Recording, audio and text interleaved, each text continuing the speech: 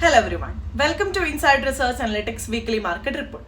ഈ ഒരാഴ്ചയിലെ market report പ്രകാരം 2026 April 20 മുതൽ 24 വരെയുള്ള സ്റ്റോക്ക് മാർക്കറ്റ് ന്യൂസ് ആണ് നമ്മൾ ഇന്നിവിടെ ഡിസ്കസ് ചെയ്യാൻ പോകുന്നത്. ഈ ഒരാഴ്ച ഇന്ത്യൻ ഓഹരി വിപണി വലിയ നഷ്ടങ്ങളോടെയാണ് ക്ലോസ് ചെയ്തിട്ടുള്ളത്. വെസ്റ്റ് ഏഷ്യയിലെ വർദ്ധിച്ച ജിയോ പൊളിറ്റിക്കൽ സംഘർഷവും അതിനെ തുടർന്ന് ബ്രെന്റ് ക്രൂഡ് ഓയിൽ വില 8 മുതൽ 10% വരെ ഉയർന്ന് ബാരലിന് $105 കടന്നതുമാണ് വിപണി ശക്തമായി ബാധിച്ചിട്ടുള്ളത്. എണ്ണവില ഉയർന്നതോടെ ഇൻഫ്ലേഷൻ കൂടുമെന്നുള്ള ഒരു ആശങ്കയും ഇറക്കുമതി ചെലവ് വർദ്ധിക്കുമെന്നുള്ള ഒരു ഭീതിയും ഇന്ത്യയുടെ ഫിസിക്കൽ ബാലൻസിനും സമ്മർദ്ദം സൃഷ്ടിച്ചിട്ടുണ്ട്. ഇതോടൊപ്പം തന്നെ ആഭ്യന്തര ഉപഭോഗത്തിൽ കുറവും സാമ്പത്തിക പ്രവർത്തനങ്ങളിൽ സ്ലോനെസ് പ്രകടമായതും ഇൻവെസ്റ്റേഴ്സിനെ ജാഗ്രതയിലേക്ക് നയിച്ചു. ഈ എല്ലാ ഘടകങ്ങളും ചേർന്ന് ആഴ്ചയുടെ അവസാനത്തോടെ വിപണി കനത്ത വിൽപ്പന സമ്മർദ്ദത്തിലേക്ക് നീങ്ങിയതായി നമുക്ക് കാണാൻ സാധിക്കും.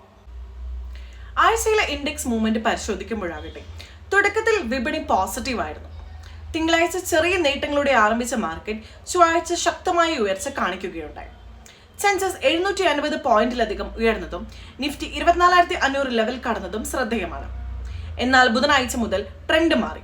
ക്രൂഡ് ഓയിൽ വില ഉയരുകയും ഗ്ലോബൽ നെഗറ്റീവ് ക്യൂസുകൾ ശക്തമാവുകയും ചെയ്തതോടെ വിപണി ഇടിവിലേക്കാണ് മുന്നേറിയത്. വ്യാഴാഴ്ചയും വെള്ളിയാഴ്ചയും ശക്തമായ വിൽപ്പന തുടരുകയും നിഫ്റ്റി 23,900 ലെവലിന് താഴെ ക്ലോസ് ചെയ്യുകയും ചെയ്തു.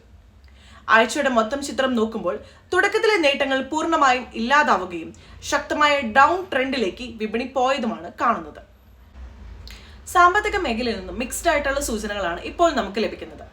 മാർച്ച് 2026 ഇന്ത്യയുടെ 8 പ്രധാന ഇൻഡസ്ട്രികളുടെ വളർച്ച 0.4 കുറഞ്ഞത് ആശങ്കാജനകമാണ്. പ്രത്യേകിച്ച് fertiliser, crude oil, call, electricity മേഖലയിൽ ഔട്ട്പുട്ട് കുറഞ്ഞത് ശ്രദ്ധേയമാണ്. എന്നാൽ PMI ഡേറ്റ പോസിറ്റീവ് ആയിരുന്നു. സർവീസ്, മാനുഫാക്ചറിംഗ് മേഖലയിൽ ശക്തമായ വളർച്ച തുടരുന്നതായി ഇത് കണക്കാക്കപ്പെടുന്നു. മൂഡീസ് ഇന്ത്യയുടെ FY27 GDP വളർച്ചാ പ്രവചനം 6.8 നിന്ന് 6 കുറഞ്ഞത് ഇൻവെസ്റ്റേഴ്സിനെ ആശങ്കയിലേക്ക് ഉയർത്തുന്നുണ്ട്.